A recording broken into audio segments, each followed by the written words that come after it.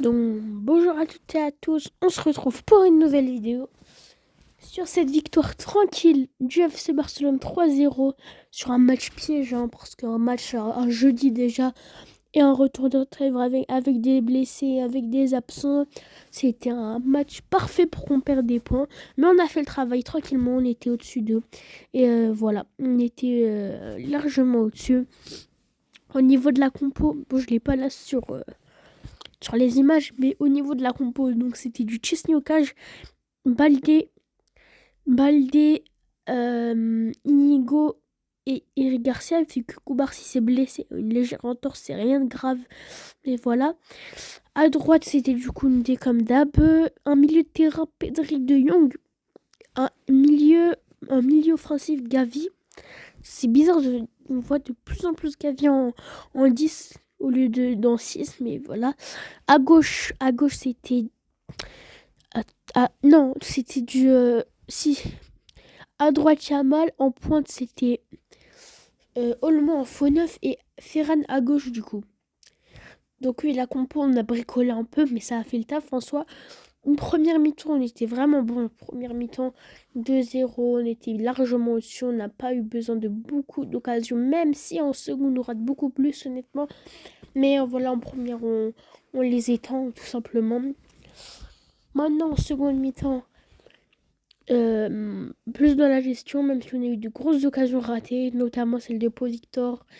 On en a eu d'autres, on en a eu d'autres. Voilà, on va parler de Dani Olmo, donc de ce duo, carrément, Dani Olmo et Ferran Torres. Donc Dani Olmo, euh, il faisait un bon match en soi, mais encore une fois, il se blesse parce que je crois qu'à un moment, on peut plus trop lui faire confiance à Dani Olmo. Il va falloir trouver une solution, soit mettre Fermin, soit mettre Gavi, soit mettre même Pablo Torre à la limite. Mais à un moment, on peut pas continuer avec Olmo qui, à chaque fois qu'on fait 5 matchs d'affilée, se blesse. C'est pas possible de jouer comme ça, même s'il est bon, il n'y a rien à dire, il est bon au niveau de son jeu. Mais chaque fois qu'il enchaîne 5 matchs, il se blesse, c'est pas possible de faire ça en fait. Sinon, au niveau de Ferran Torres, alors là, Ferran, franchement, il a été bon aujourd'hui, même s'il a manqué une occasion, une grosse, surtout sur la passe de Yamal, la parfaite qui lui met en profondeur.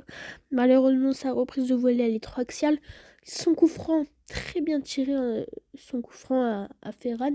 Donc Ferran, bon match maintenant, voir si il peut dépanner par moment pour faire reposer nos joueurs. Et ça sera sûrement le cas, honnêtement.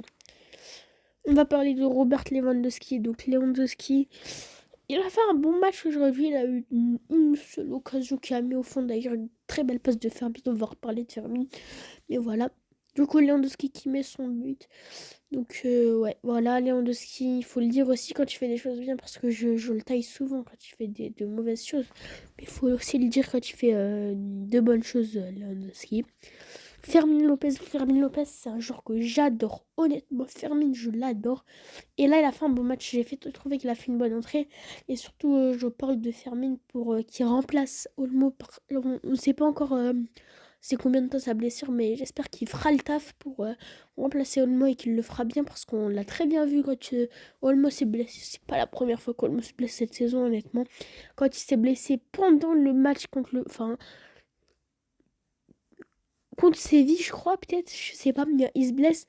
Au moment où on doit jouer le Bayern et le Real, Fermin, il l'a remplacé. Il a très bien joué le match contre le Bayern.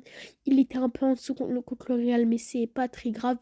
Mais Fermin, très bon joueur. Et très bon match aujourd'hui, Fermin Lopez. On va parler, pas de Gavi. J'ai envie de parler de l'homme qui est à droite, mais j'en peux plus parce que à chaque débrief, j'ai l'impression de me répéter. Chaque débrief, je dis la même chose sur lui. Et je vais vous répéter ce que je dis tout le temps. Pedri Potter, Pedri est le meilleur joueur du Barça cette saison. Pedri est juste trop fort. Pedri fait un festival au milieu de terrain à chaque fois qu'il joue. Pedri est le meilleur milieu du monde. Pedri peut être le ballon d'or cette saison. Il mérite d'être ballon d'or cette saison peut-être. Pedri est juste au-dessus de tout le monde. Pedri est juste trop fort. Pedri n'est pas dans le même monde que nous. Pedri ne voit pas les choses qu'on voit. Nous, Pedri est exceptionnel. Il est effrayant, il est tous les adjectifs. J'ai sorti un, un résumé de tout ce qui est Pedri cette saison. Et Pedri, il est juste trop fort. Même si j'aurais bien aimé qu'il se repose un peu pour le match contre l'Atlético qui arrive cette semaine. Mais voilà, Pedri très bon encore une fois, mais comme d'habitude, quoi. Comme d'hab. Bon, bah, c'était un court débrief aujourd'hui parce qu'en soi, on est dans la continuité de ce qu'on a vu du Barça. Donc, je peux pas faire un débrief de 15 minutes non plus. Mais bon, voilà, c'est la fin de cette vidéo. J'espère qu'elle vous aura plu. Le Barça qui reprend la tête de la Liga avec 3 points d'avance sur le Real maintenant et le même nombre de matchs joués. Donc, ça, c'est bien avec la différence de but et la confrontation directe. Donc, là, on est vraiment bien. Donc, c'est la fin de cette vidéo. J'espère qu'elle vous aura plu. N'hésitez pas à la liker, à vous abonner et ciao!